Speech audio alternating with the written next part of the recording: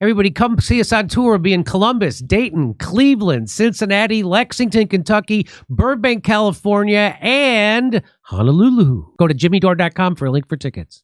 So something that really jumped out at me reading it, I read every major Manson book up to I read Sanders, I read Manson in his own words, I've read Helter Skelter. And the most obvious thing that I think you tease out here is he was on parole this whole time. He was a federal parolee.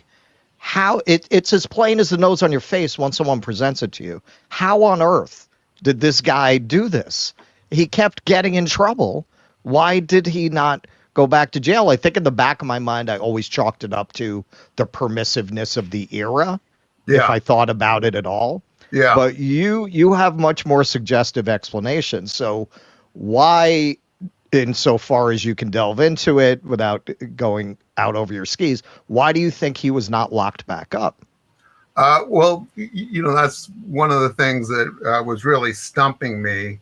You have to contextualize everything, so I had to keep remembering this happened in he was released in 1967, and then the crime happened in 1969. He had 2 years of freedom when he was continually committing crimes, and that was escalating, including rape, car theft, horrible, pretty serious stuff.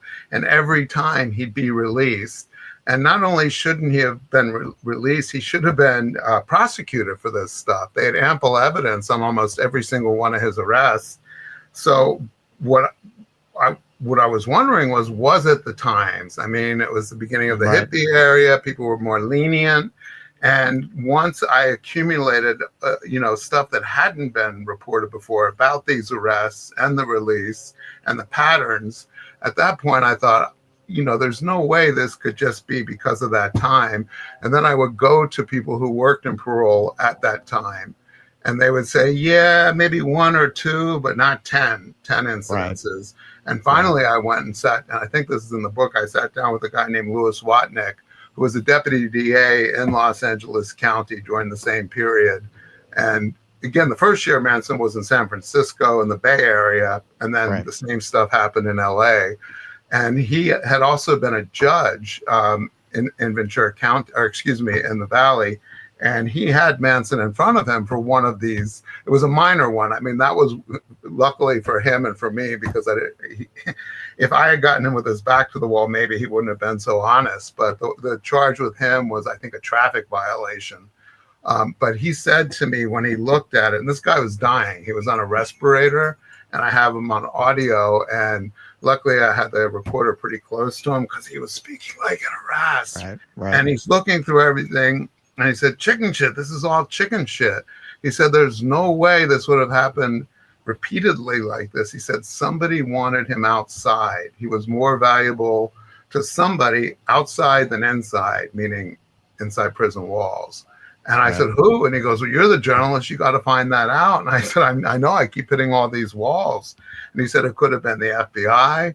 It could have been the Los Angeles Sheriffs, the LAPD, or the CIA. He was working for someone. So with that's what, that would launch me then. Then I'd have another 3 or 4 years where I wouldn't doubt myself. And I think, all right, I'm going to get something. But ultimately, the answer to the first question you asked in the last 5 minutes was, I believe that he had a relationship with law enforcement, and they needed him to do something. And that's where I don't like to speculate. We all know what he did. He committed this or ordered these horrific crimes that really tarnished, almost crippled the left-wing movement, because prior to August 9th and the murder of Sharon Tate and her friends, hippies were really looked on culturally as these benign, harmless, flower children who lived communally, had, weren't a threat, to society. Manson changed all that. Not overnight when the murders happened, because nobody knew who did it right away.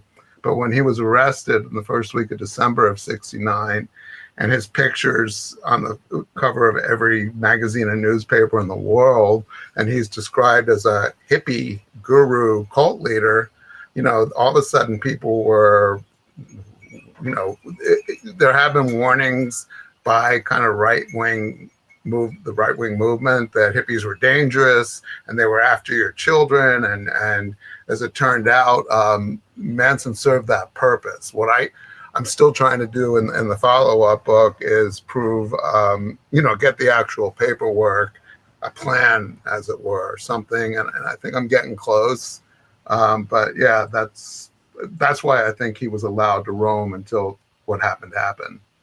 Yeah, well, that's a great segue into this question, because I've always heard the sort of Tate murders referred to as the end of the 60s. And in a literal sense, it happened at the end of the 60s, but it was also marked this sort of turning of the page. The sort of, peace and love vibes of the time really shifted after that. And your book, Chaos, has sort of gained a cult following in our sort of online space here. Recently, Candace Owens talked it up, and a lot of people on the left consider it very strong evidence, if not definitive proof, that the 60s, drug and hippie culture was sort of artificially induced or then sabotaged by the CIA and by the FBI in order to discredit radical left movements. Do you see your findings in that way? Is that what the subject of your next piece is? Do you want to speak to that a little more? Can you, until the next one comes out?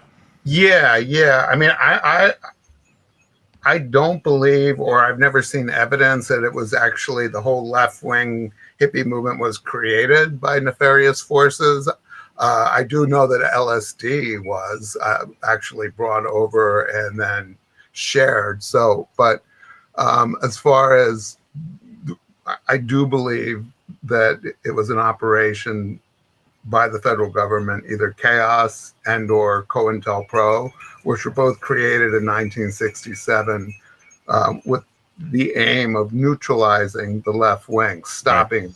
Because, the people in power at that time, President Johnson, FBI Director J. Edgar Hoover, CIA Director Helms, they all believed, and they really honestly believed this, that there was about to be a revolution in the United States with a kind of a conflux of movements, the anti-war movement, the free speech movement, the black militancy movement, and it was growing and spreading, and they needed to stop it.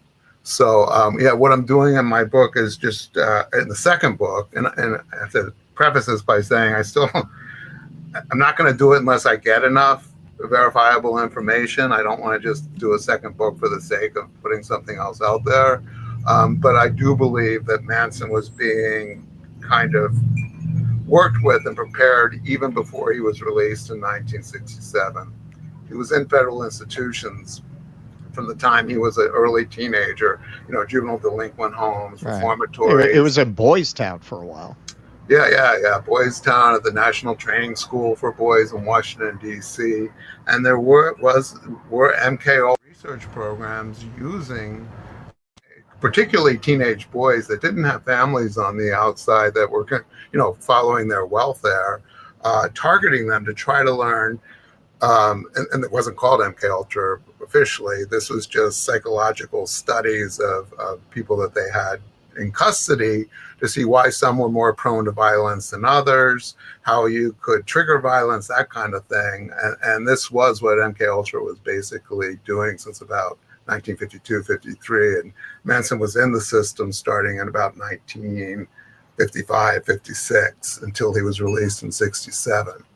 So, unfortunately, it's hard to get these documents, and the ones that I got, the ones that are really important, primarily the Jolly West letters, he accidentally left in his files, and had I not found them, the book probably never would have been published. I mean, it's one of the most important findings in the book. Everybody come see us on tour. We'll be in Columbus, Dayton, Cleveland, Cincinnati, Lexington, Kentucky, Burbank, California, and Honolulu. Go to jimmydore.com for a link for tickets.